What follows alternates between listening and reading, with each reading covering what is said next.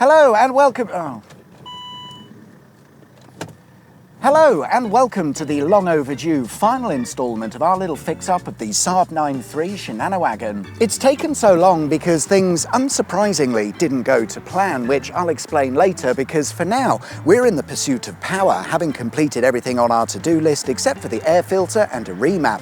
If you were one of the many helpful commenters who noticed we missed out the air filter in previous episodes, there was a plan all along. What I want to know is, will a performance panel air filter make any discernible difference to the Shenaniwagon's power output? It certainly costs more, but is it worth it? I don't know, but to find out, I've come along to see Rich at Up and Down because he has a car dynamometer which can tell us how much power the Shenaniwagon is making, and we'll be putting it to good use as we pit the cheapest air filter I could find against a more expensive performance air filter.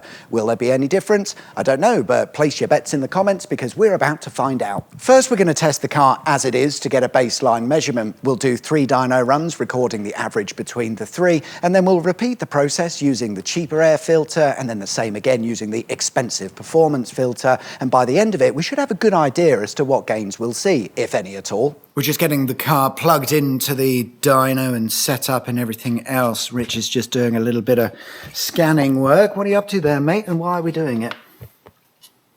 I don't know. In light of you doing a highly scientific test, we should make sure that all the temperatures are as close to each other as they can be. I like your thinking. So I'm plugging it into the old diagnostics so I can view them all like that.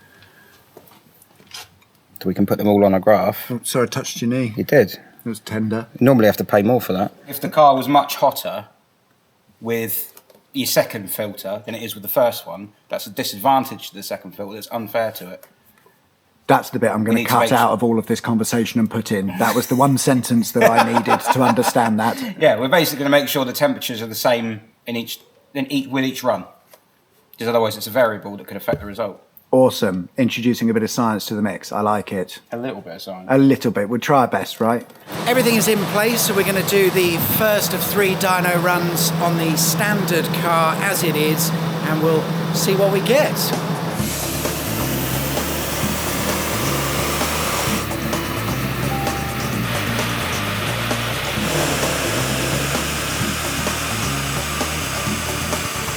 We've got a couple more runs to do and we'll average it out in due course, but the first result shows 147.7 horsepower, which is, I mean, it's 148 horsepower stock engine, so it's pretty much on the money.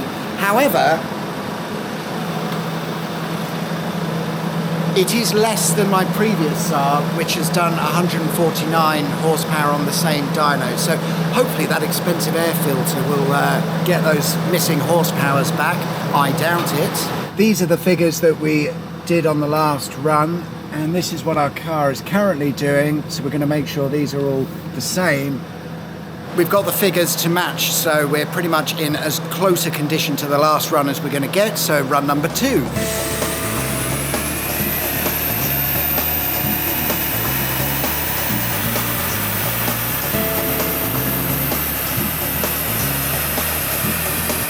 That's the last of our dyno runs with the standard car as it is. Averaged out between the 3, we have achieved 147.13 horsepower, which is slightly down on the stock 148. However, the air filter in it is old, crusty, and hasn't been replaced for ages. So now if we put the cheap air filter in there, maybe it'll bring it up to 148, and maybe the expensive filter will add even more on. I don't know.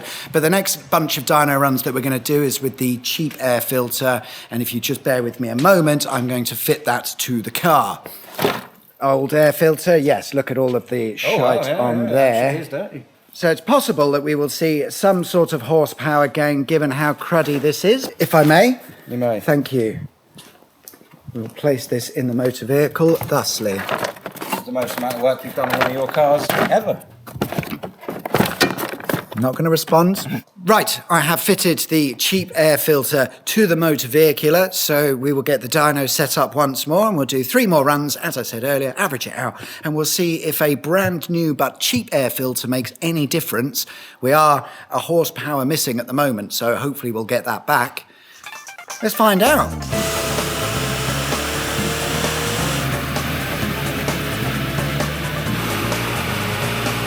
That's the 3 runs with the new but cheap air filter done. The average figure that we got was 146.53 horsepower. Now all I've got to do is swap the cheap air filter out for the high performance and expensive filter.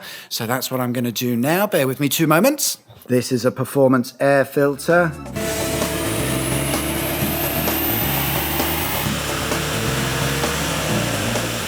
Performance filter, first run.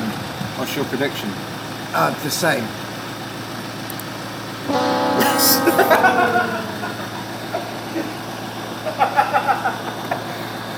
Oh dear, that's a trifle embarrassing. The expensive performance filter, as it is right now after our first run, is the worst performance of the day.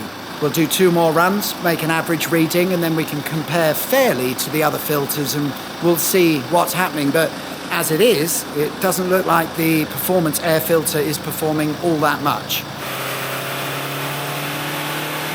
Run 3 done with the expensive performance filter, and adding up the numbers and averaging it out, we've made 145.3 horsepower with our more expensive, more performance-orientated air filter. Well, what a waste of your time and mine. Sure, the old filter gave the highest BHP figure, but all of the numbers are so close to one another, it's not worth arguing about. Therefore, the conclusion is just have an air filter. Whether it's old, cheap or expensive, it doesn't matter.